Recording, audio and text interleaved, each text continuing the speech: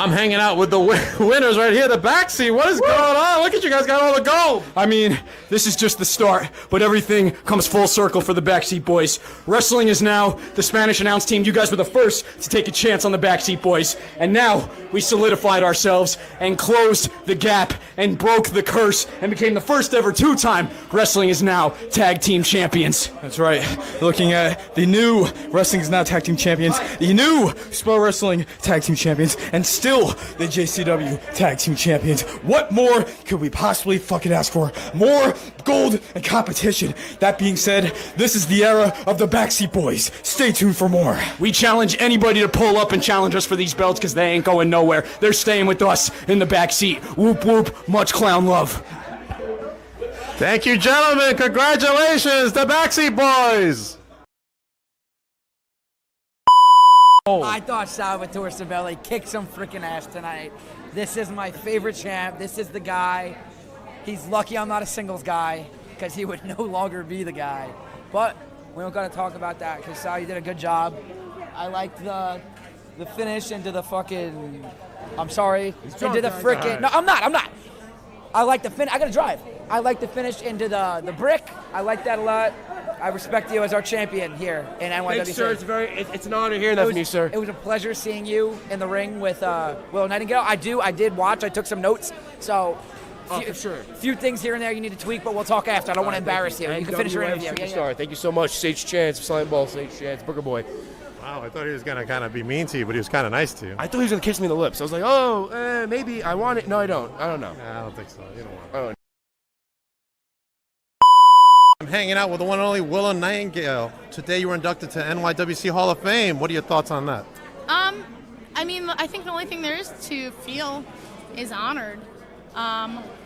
I started training here 10 years ago, and so many of the people who have influenced me and taught me, trained me, shown me guidance are on these walls, and it feels bizarre and surreal to be joining them.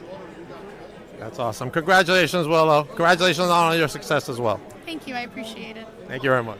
Willow Nightingale, everybody.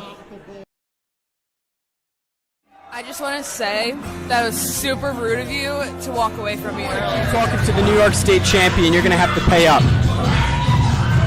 Do you take kale? Dude, goodbye. Whipwreck, Cation, doesn't matter. We'll see what happens, but it looks like we have a special guest. Get my earplugs on. No. You was looking for Tina, and then you talk about people dominate tonight, all right? The Dirty Deeds, they got nothing. We're now the new Starlet champion. What's going on? Hi, I am Fearless Princess, so why not team up? All right, now just announced by Mr. Joel Maximo for February. Finisher is called the Shadow Band, and I was like, that's kind of. Hold on. Let me speak. Okay? But today I got a very special guest. I got the great.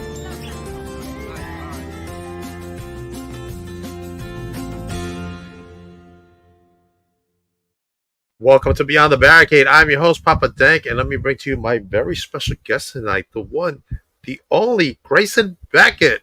What's up, buddy? How are you? How are you? Are you good? You're good? I'm doing great. A little tired, a little wired, but just ready to give a little insight on whatever y'all want to know, man. All right. Awesome. Let's start with some events you got going on.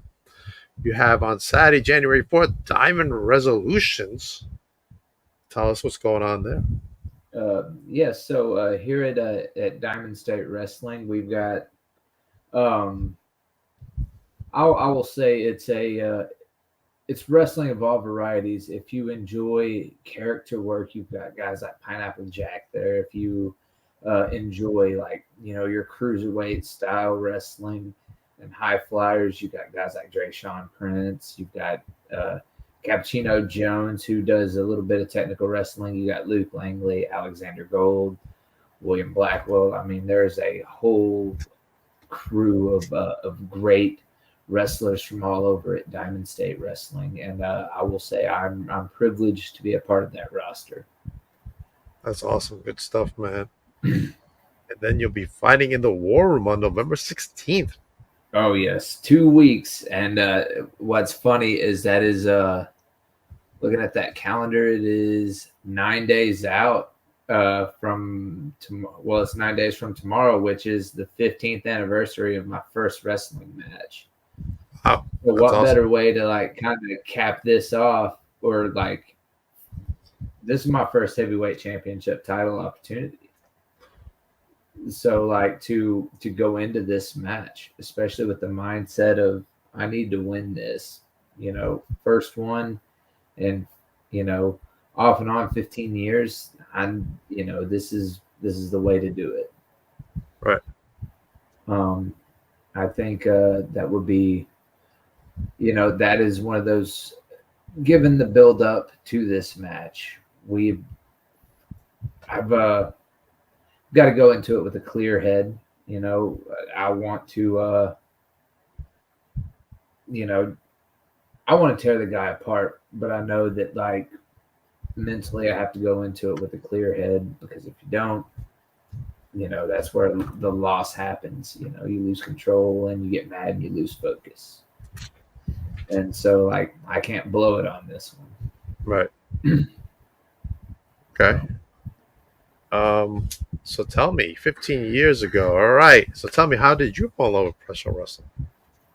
Man, it's my dad and my uncles always watched it, and so when it would be my dad's weekend to have me, I would watch it over there. And I'm not saying my dad was a terrible father, but my dad at the time was not in a good place. Like, he made sure that we had, but it was bare minimum, but I always had wrestling.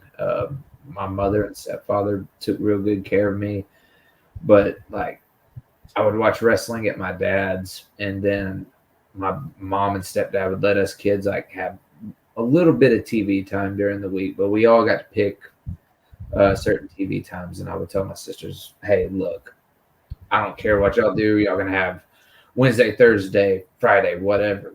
I just need Monday so I can watch Raw and Nitro, like, and flip between those.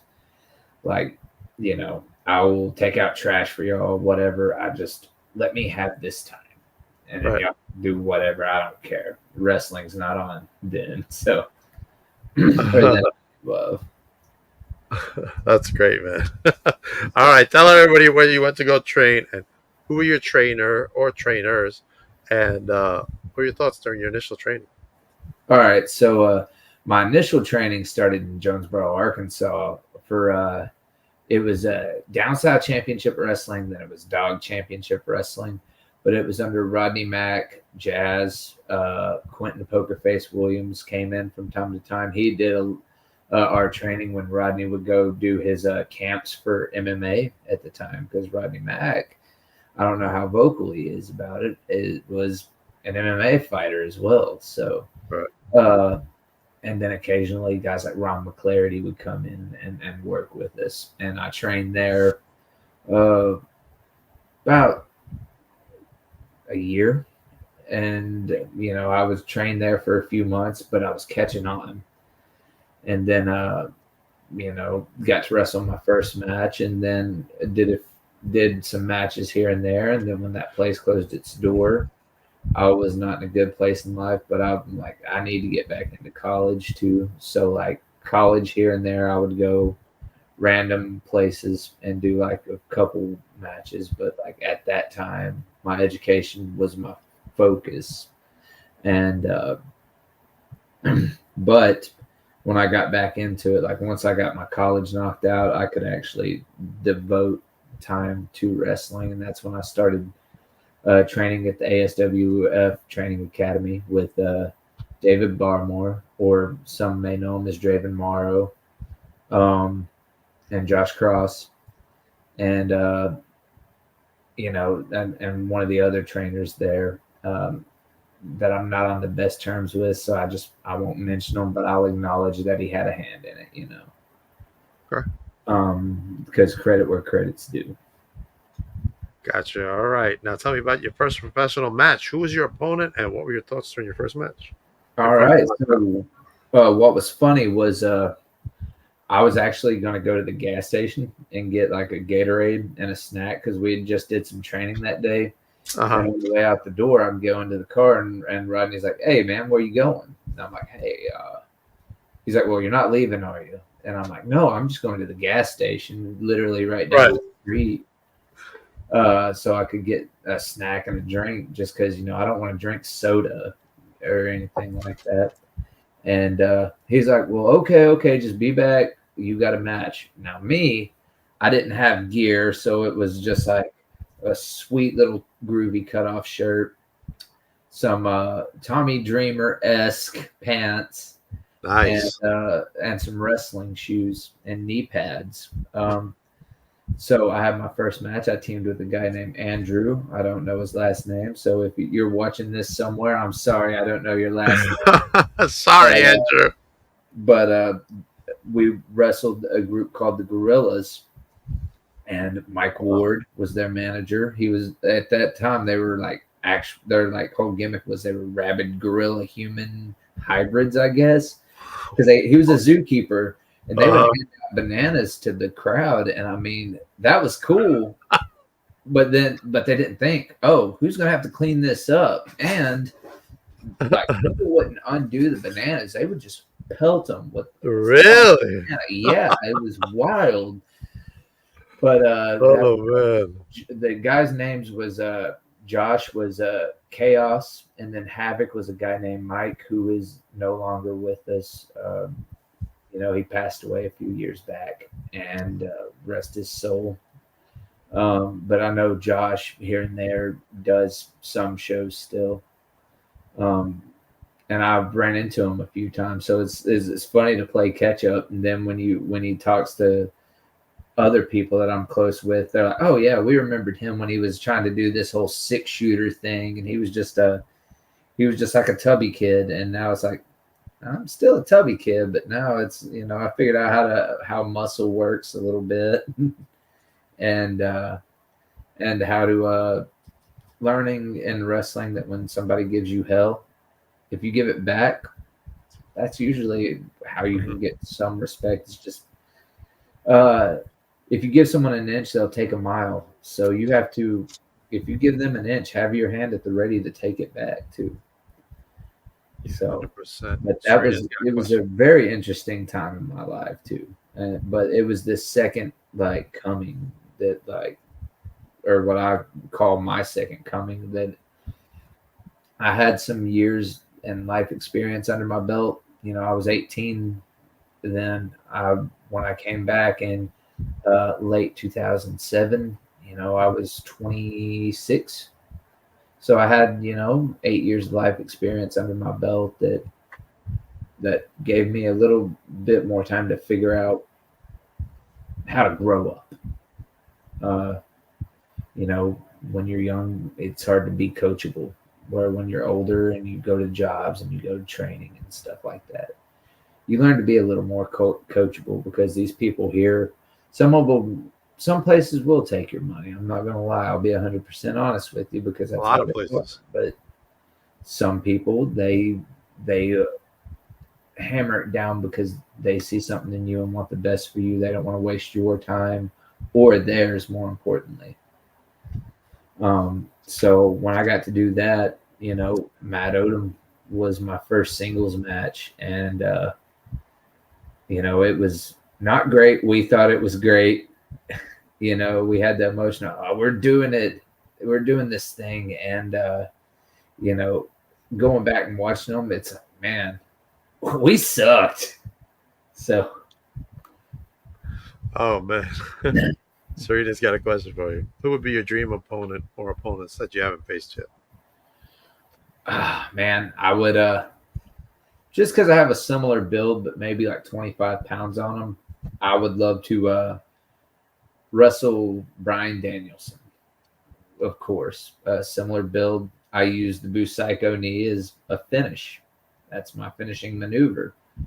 Why? Because you can hit it on anyone, any size. It doesn't matter how big or small you are. A knee to the face is a knee to the face. And I mean, true. You place it just right and it's a KO. Brian Danielson would be one of them. I think Shota Umino would be really fun. And then, if I could, I think if I'm trying to think of anyone local, I would like to face Mike Anthony because I've never faced him like ever. But we've wrestled in the same promotions for years, so Okay. It'd be cool to tie up with them. Well, we got some from Natalie. Do you remember me when my mom tried to attack you at Lee Mariana because of the Smitty bandana thing? Man.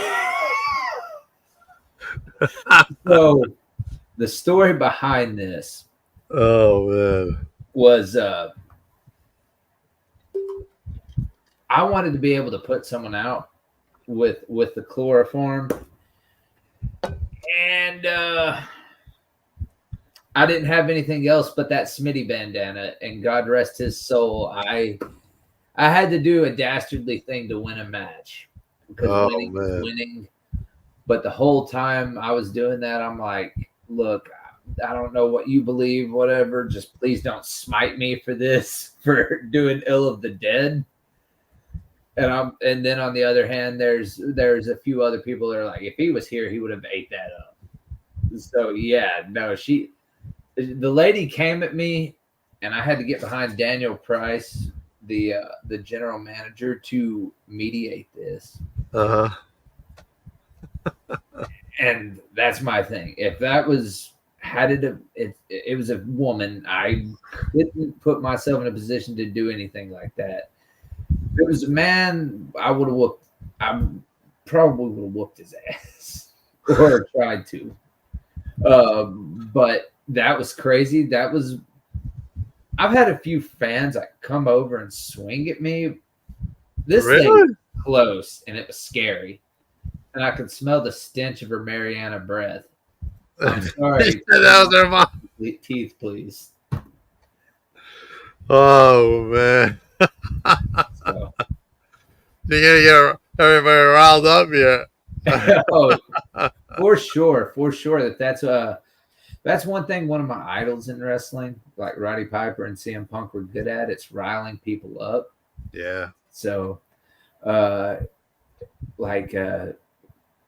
learning how to talk and get comfortable, I had to understand that it's going to upset a lot of people. And what better way to do it than the man that you see in that corner here over my shoulder in his kilt right there, Roddy Piper, along with said Smitty bandana that I put a guy out with chloroform. It's like a trophy case. I can just look at it and be like, hey, I defended tag titles like that. Now, everything that happened after, the ball was dropped. Not on my end, but on other people. Hey. And Leanne, how are you? Piper could certainly get those emotions. Do you feel that you can get people's emotions like that? Man, so the thing about wrestling that makes it great is I mean, you're getting one right now from Natalie. Look at you. You're making me livid. Look, I'm sorry. I was talking about your mother. Brush your teeth. And apparently it's rubbing off on you too, so brush your teeth. Might I recommend Colgate Charcoal Blend? It's whitening and cavity protecting. It's what I use. So, Colgate, throw some money Papa Dink's way, please. I need toll money, man. I need toll money. Oh, yeah. So, but no, with wrestling, it's instant gratification. And so it's like whatever you do, if you can get a reaction from it, it's like that, especially if you do it right. Yeah. Sometimes I have a little trouble in my actual life with dialing that back a little bit, because I'll be in a group of friends and I will just get in the zone. And if I'm roasting somebody, I'm roasting somebody.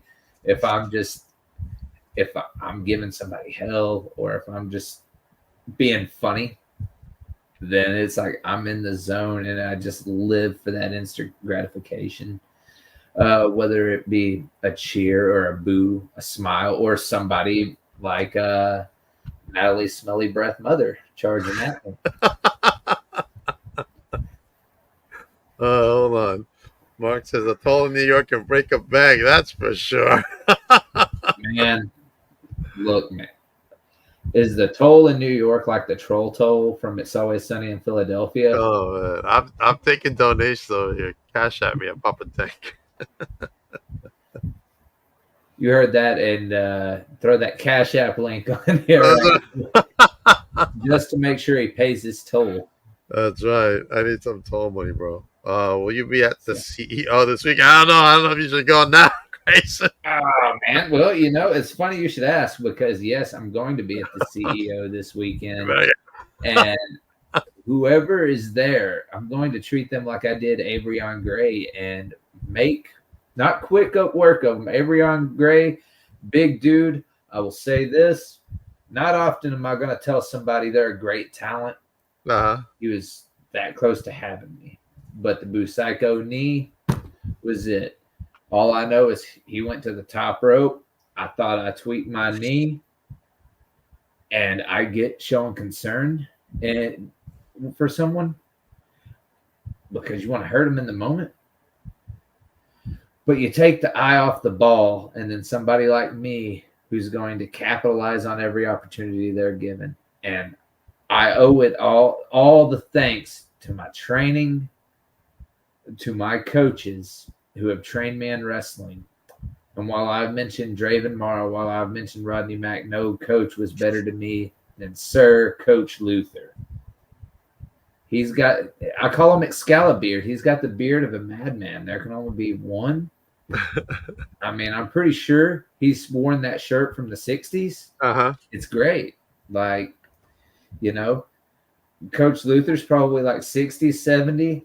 Looks like a 35-year-old man. That's 2 years older than me. A handsome specimen, and I want to be just like my coach. That's awesome. Good stuff. Mark says, if you can sit under our learning tree, who would you want to listen to the stories of? Well, Piper? What? Piper? Would he be one of them? Roddy Piper, of course. Brian Danielson, always. I think I would have if he was here, like I would really like sit under the learning tree of Brody Lee. I think that would be some fun stories to tell and learn. Yeah. Wrestling wise, of course, William Regal, any of the four pillars of heaven, especially Kenta Kobashi. Because I've been known to bust out the burning hammer on special occasions. It's when I'm in real dire need. But I mean, that's just to name a few. I love wrestling. There's times I get jaded by it, but I love wrestling enough to where it's like I'll listen to anybody. It's always up to in the eye of the beholder which advice is going to be good advice or bad advice. Right. I listen to any advice, and whether I use it or not is on me, because some people wrestle in a different style. You're not going to see me wrestling a powerhouse style or wrestling like a big man, 5'7".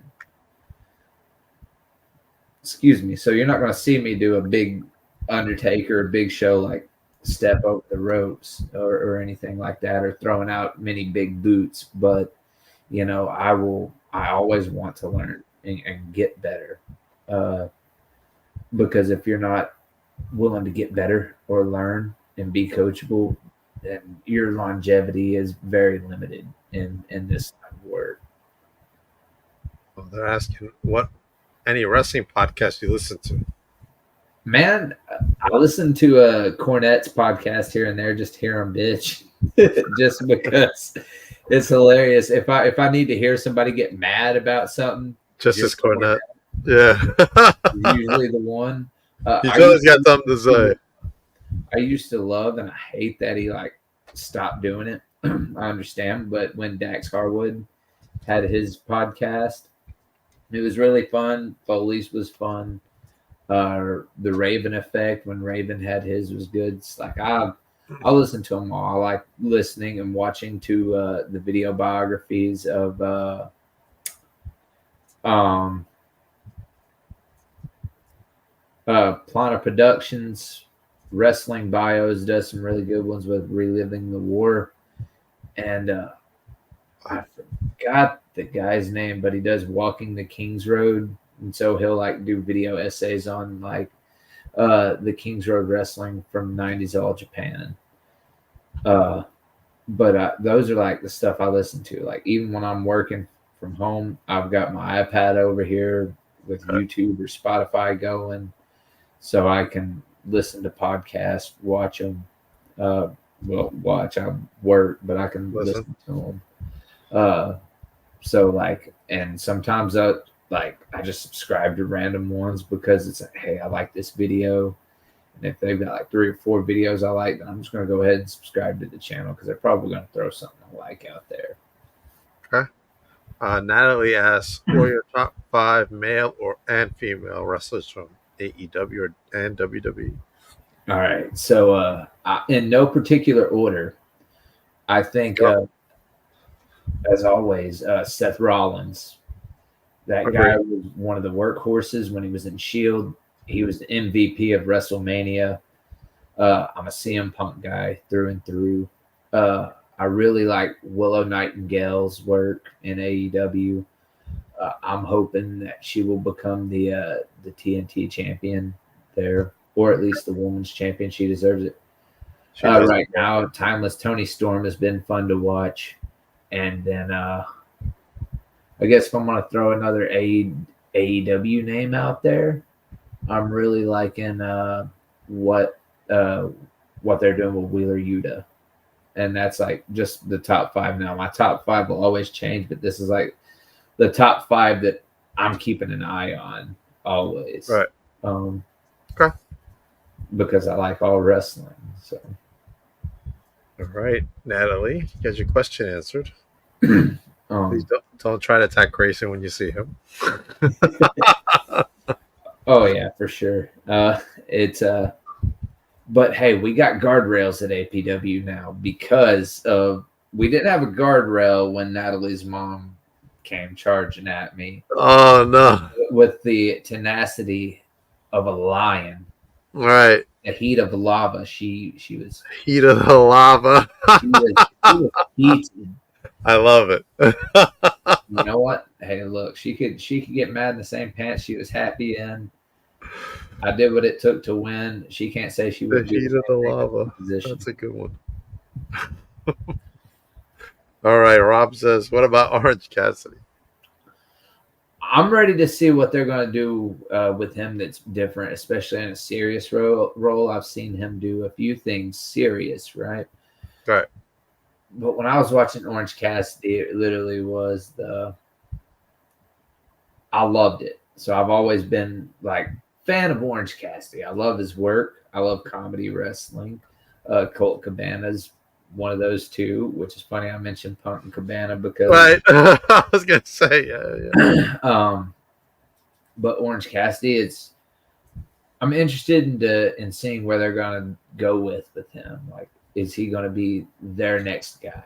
And if so, please stop doing the start-stop with him and just give him the world title opportunity, or don't give it to him. Like, stop playing with this man.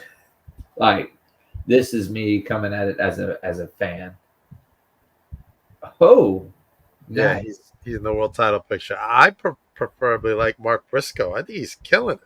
Oh man, Mark Briscoe. I have a lot of respect for the Briscoes. Like, I understand that there was some controversy behind it and they've been apologetic about it, but I love the Briscoes. And it's funny because one of the dog collar their double dog collar match is one of the matches I studied going into my match with William Blackwell that I had last year in our dog collar match last year. There's an image floating around the internet of me having him in what I call the last caress, which is a full Nelson. It's a full Nelson camel clutch. It's known as a shooter stretch. haven't seen it done in years. And so I'm like, all right, that's what I'm going to do to stand out a little bit with it. And there's an image of that with me and Will both bloody. And but there was a lot of stuff from that match that I saw that I'm like, okay. I've watched a bunch of dog collar matches. I've watched Piper and Valentine, of course. I've watched Punk and Raven, Punk and MJF. But that double dog collar match between the Briscoes and FTR, there was just something about it that made that so special. And it's not often that you see a multi-person dog collar match. Good stuff, man. Yeah, we covered a lot of ground today. All right. Country you would like to go to train or wrestling? How come? How come I became a wrestler? No, how I meant to say, why do you want to go to that country to train or wrestle? All right. Any country you want to go to. Japan is always for again, I love the Four Pillars. I love their wrestling. I love New Japan Pro Wrestling, All Japan, no 0-1 when it was still functioning in Japan as well, and in the mid 2000s. And the thing that really got me into Japanese wrestling, outside of seeing like the crossover between WCW and New Japan, is it's such a rich history of wrestling there, and they see it as an art form. So like, while you don't hear a lot of like the chants and the claps, sometimes just watch, like, hearing the silence says it all, because when they pan to their faces, they're zoned in to watch the style. And it's it's a more grittier style. And Japan and Britain borrow a lot from each other as far as like the snugness and grittiness. I think Britain is more ground based and Japan is very strike based, which I wouldn't mind going over to Europe or Britain and doing some training there. But Japan has always been kind of like my wrestling goal. It's like, a guy like me, I don't think AEW and WWE are looking for someone like me. Would I love it? Yeah, absolutely. Would I strive to be there? Yeah, I'll try my best for sure, or better than my best. But like, Japan to me has always been my goal, especially when I was younger, and seeing guys like Muda go out there and kill it, or great Sasuke and Taka Michinoku at Canadian Stampede. That was a fun, fast-paced match. They did a lot in like the 10 minutes they had on an already loaded card with Austin and Brett and Mankind and Triple H. So like, I've always resonated with the cruiserweight style of wrestling. Even though I don't wrestle like the traditional cruiserweight high flyer, I strike and grapple. Right. What hobbies do you have, Grayson? Did you collect anything? I feel like you got some collections back then. So that is my nerd shelf. So like, I can like go to the side. I play a little guitar, but like my nerd shelf there is some of it's Fallout, that middle shelf. Got my wrestling above that. A few people know this about me, but I went and watched the movie TMNT Mutant Mayhem last year, and that, like, I guess that healed my inner child or something. Reinvigorated my love for TMNT. Always enjoyed reinvigorated to where I started collecting the comics again. And so my buddies will see them like when they drop the new issues, because we don't have a comic shop here. Hey, issue 3, Ronin 2, Evolutions in. Cool. Snatch it for me. But like, gaming and comics are my hobbies. So like so some of the new stuff I'm working on mannerisms wise outside of wrestling is TMNT, Casey Jones. He is a vigilante. Hobby Brown, Spider Punk, punk rock strong style. So to relate to that, so video games, comics, Like I said, collecting, and then every now and then I've been known to hop on that thing over there and pick around a little bit. So I actually got that Cool. when I was on a trip in Florida. I was going with the girlfriend to get a ukulele, me and her each, because I like stringed instruments. And I saw that, and I'm like, I'll get you a ukulele, and I can figure that out and teach you. I'm gonna buy that. So that's Nice. what I did when we went to on vacation a week and a half ago, almost 2 weeks ago. I'm like, I promise I won't come home with another guitar on vacation. So, but that's kind of my hobbies. But I like to hike, spend time with family, and like visit arcades. Like I'm a man of many interests. So it's like, even if it's like grabbing a coffee and just like listening to somebody's story, or going to the gym and trying to help with what I know. Because there's elderly people at the gym, so I try to like watch them and work with them and see like how far they can go, and try to, like, if their mobility is garbage, I try to get them on DDPY. Okay. So Good stuff, man. Good stuff. Marco, right. so who's your favorite TMNT? Who's your All favorite? right. So my favorite character is Casey Jones. It's a good one. My favorite turtle, Michelangelo, because he's the baby of the bunch. So, and me being the youngest of all the children in my family, from my mom, and being the youngest, I relate to him. But as far as the independence, Raphael is starting to get up there, because I'm like, oh, hey, he's really quick. He's thing about Raphael is he doesn't think, he just acts. Right. So, especially in these newer comics, where like the first The hothead. new run is he's incarcerated, he's in prison, but you don't know why yet. I'm like, so yeah, I'd say Michelangelo is probably my favorite turtle. Casey Jones' favorite character all around. But again, love TMNT, and is it big up there in New York and stuff? TMNT, yeah, man. My freaking one of my best friends, he's freaking TMNT all the way. Oh man, He's always asking me what new NECA figures coming. Oh man, look, if I had a little more of that, I'd be buying NECA figures. Yeah. I was lucky enough, a friend of mine bought me a replica Casey Jones mask. Oh, that's like on this top shelf here is my TMNT collection. I just recently got the collector's box for Mutants Unleashed, and over there I've got one of those like neon like shop signs that you would see like in an old restaurant that's got TMNT. Oh, nice. Got like a melted slice of pizza on it. That's awesome. But like, another one of my hobbies is I have a one-up arcade machine here that I've got, and I've learned how to I watched videos on how to mod those out, so I'm trying to figure that out. Once I get a little more of that, that's my goal, is to mod that arcade machine out, because I like to tinker too. So gotcha. This has been a good conversation between us, Grayson. Thank you for coming on the podcast. Yeah, no problem at all. It was actually a privilege to be on the podcast. And I say it to a lot of people, and the reason is because, you have a platform, you have lots of other people that you can have come on here and tell the story.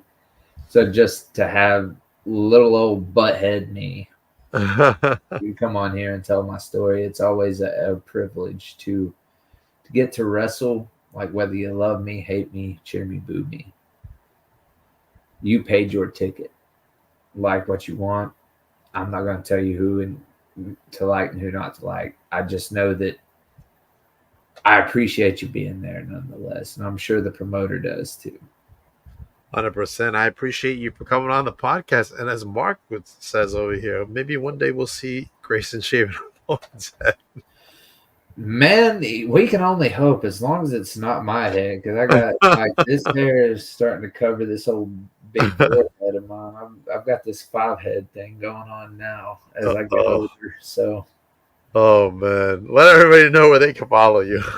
And so you can follow me on Facebook, on my Facebook page at Grayson Beckett.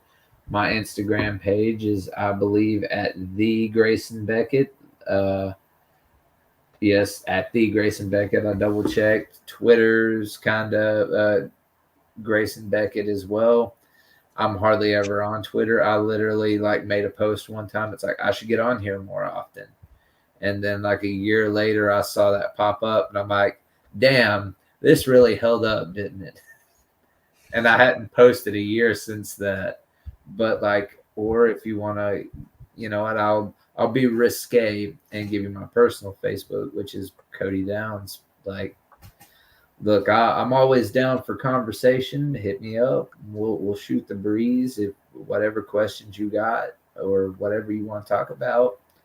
As long as it's not too personal, I'm willing to answer it. Just the only thing I ask is the same thing I would give anybody else. Just respect the space and boundaries that I'll lay out. That's good, man. Don't message me because I'm not answering. Oh yeah. No, I try to get back, but if I'm asleep, there occasionally if I'm having trouble sleeping, I'll message people back. But like, there's like if I'm in the gym, I try to like get somebody between a set or something. But like usually like I'm less responsive like after like 5, 6, 7 o'clock because that's family time for me.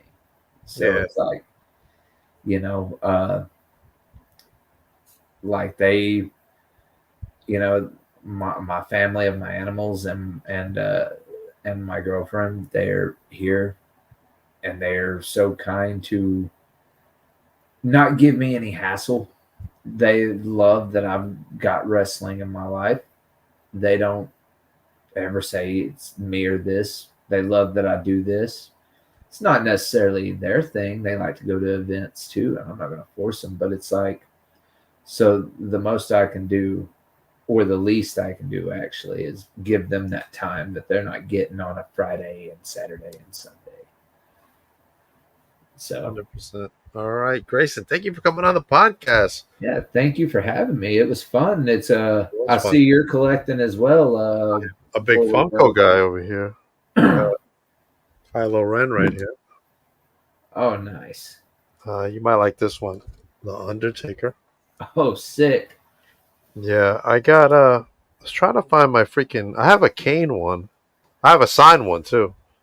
Oh, sick. But we were talking about Funkos. Oh, that's a Drew. nice Drew McIntyre one. Signed by Drew.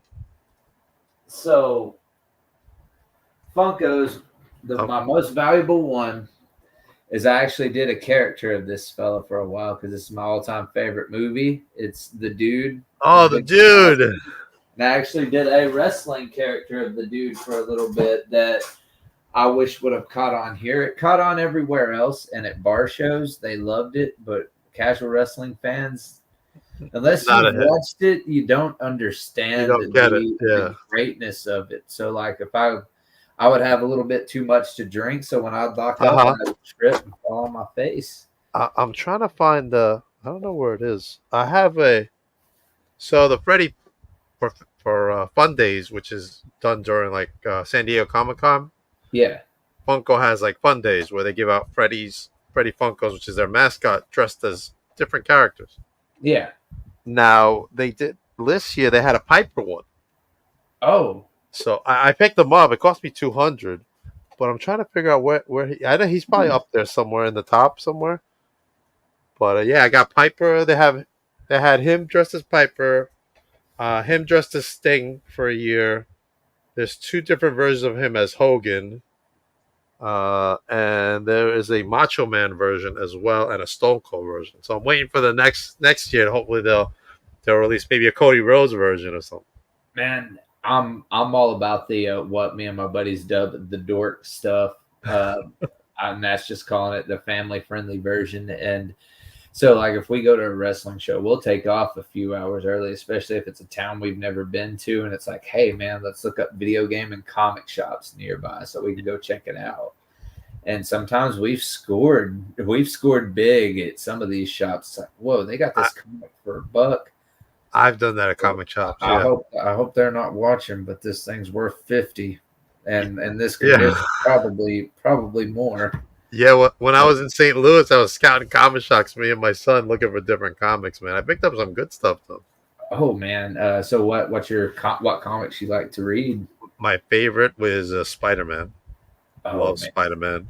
The original Amazing Spider-Man, that run.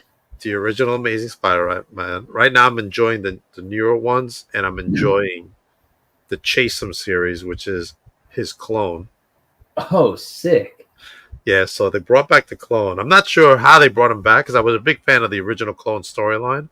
Yeah. Then I kind of got away from comics for a while, and then I just recently heard, oh, they brought him back. I'm like, really? And I watched that storyline, and now he's got his own series, and it's pretty cool. I like it. That's great. Like I said, outside of TMNT, I would like to read X-Men. One of my favorites that I really like that they released is a lot of people like Batman. I love Batman. The White Knight series has been great. Like the White Knight, Curse of the White Knight, and Beyond the White Knight. Wild. I think they just rebooted DC, right? Didn't they? They did a soft. Oh, it's like DC Rebirth or something like that. Yeah, something like that. Yeah. William Blackwell would be able to give you more insight on that though, because he keeps up with the comic stuff and he gives it to me, and I keep up with it here and there, but there's been a few books that he's grabbed, and when I get my collection of stuff from him, that's right.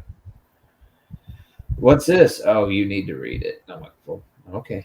And then I'll go up to him and I'm like, hey, I'm gonna need you to pick this up and the next issue. Just go ahead and do 2 subscriptions, and I'll, and he's cool to get it for me. And that's awesome. I've offered to cash app him too for it. Right. Yeah, I gotta run. I haven't been to the comic shop in a month, and I gotta go get my Spider-Man fix. Is there a lot up there in your area? There's a couple. Yeah. Wow. Yeah, there's a couple up there. Probably the biggest one is in the city, Midtown Comics. Man, we got Kapow here in Little Rock. Mm-hmm. That is a great shop. And at Cave Cards and Comics, they don't really get a lot of new issues in, but they got a hell of a selection of back issues and a few of their more valuable ones. And I'm just like, and I'll pick out my wallet and I'm like, just be staring at my credit card like, yeah, trust me, I get that with the figures and everything. Yeah, it's like, do I want this comic or do I want to be able to pay my rent? I know, yeah, it's crazy. Oh man, it's third world issues. Or first world problems. That's right, 100%. All right, let me go. What I got going on? So coming on Friday, being co-brought to me by DNS Wrestling Collectibles. If you want some wrestling collectibles, contact Coach David 73 at AOL. He's got some good stuff. Trust me, I bought some. And we're gonna have Leva Bates on the podcast this Friday at 6:15 p.m. Eastern Standard Time. We're going to talk about NXT, AEW, and of course, coming up this Saturday for both of us is the big event New York right here in Brentwood, New York. As you can see, many talents will be there, including Big Show, Heyman, Hurts in the Kid, William Shatner. I don't know how I got in there. Ric Flair, MJF, Team Angle will be there. It's a bunch of people, including Lex Luger. Ooh, I got to get my Funko Pop signed by Luger.